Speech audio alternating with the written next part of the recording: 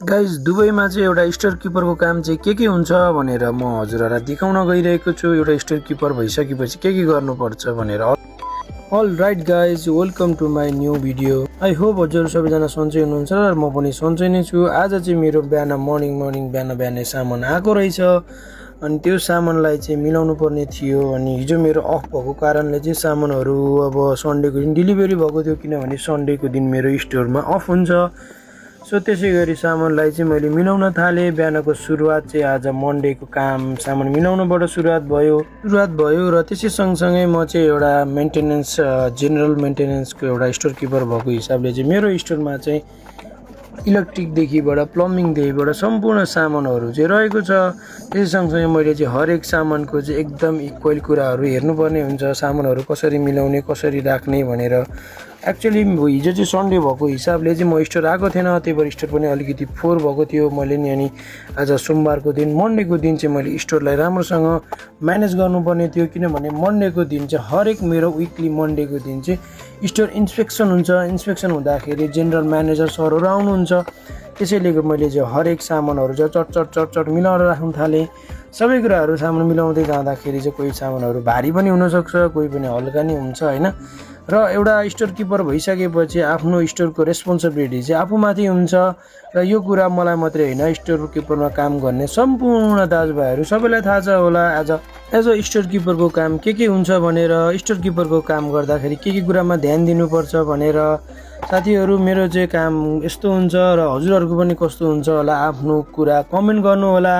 त्यसै सँगसँगै मैले चाहिँ हरेक सामानहरू चाहिँ पर्फेक्टली मिलाउन चाहन्छु, किनभने मलाई त्यो टेढोमेढो सामानहरू मिलाएको मन पर्दैन। त्यसैले म चाहिँ आफ्नो स्टाइलमा सामानहरू मिलाइरहेको हुन्छु। मेरो स्टोरको सामान चाहिँ मेरो तरिकाले हुनुपर्छ, किनभने भोलि मैले सामान खोज्दाखेरि मैले पाउनुपर्छ।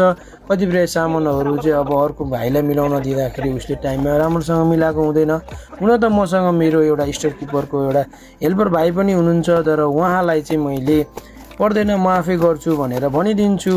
र हरेक मन्डे चाहिँ मैले सामान जहिले पनि यसरी मिलाएको हुन्छु, किनभने मलाई मेरो सामान मिलाउने तरिका म आफैपट्टि राम्रो लाग्छ। हर कोहीलाई आफ्नो तरिका हुन्छ।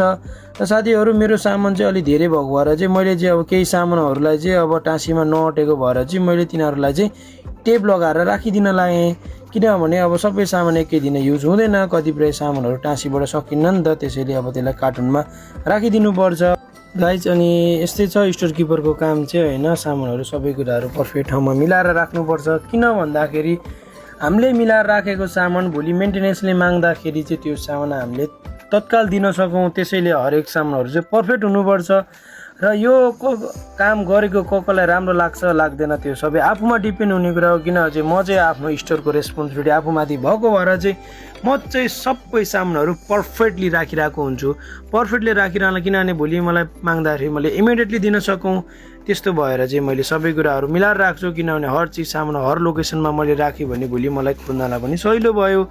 सो त्यसै गरी अब म बिस्तारै सबै सामानहरूलाई अब कार्टुनहरूलाई पनि माथि राखिदिन्छु। त्यो सँगसँगै अब म झाडु लगाउन पनि लागेँ, किनभने अब स्टोरमा मेन्टेनेन्सहरू आउन सुरुवात हुन लागिसक्यो, किनभने 9 बज्न लागिसक्यो नि त। त्यसैले अब म झाडुहरू लगाउन थालेँ। झाडुहरू लाउँदा पनि अब सर्ट सबै कुरा, किनभने मलाई झाडु लागेको फेरि अरूले लागेको मलाई मन पर्दैन, किनभने मैले झाडु लाउँदाखेरि म आफैले नै लाउनुपर्छ, किनभने मलाई राम्रो चाहिन्छ। सो म अलिकति टेढो खालको मान्छे भएको भएर चाहिँ मलाई सबै कुराहरू पर्फेक्ट चाहिन्छ। र सो गाइज फाइनल्ली मैले सबै कामहरू गरेर भ्याएँ। सो मेरो स्टोरको फाइनल लुक चाहिँ यस्तो छ। सो हजुरहरूलाई कस्तो लाग्यो मेरो भिडियो हेरेर प्रतिक्रिया दिनु होला। सो यस्तै छ हाम्रो स्टोरको काम चाहिँ। Thank you for watching.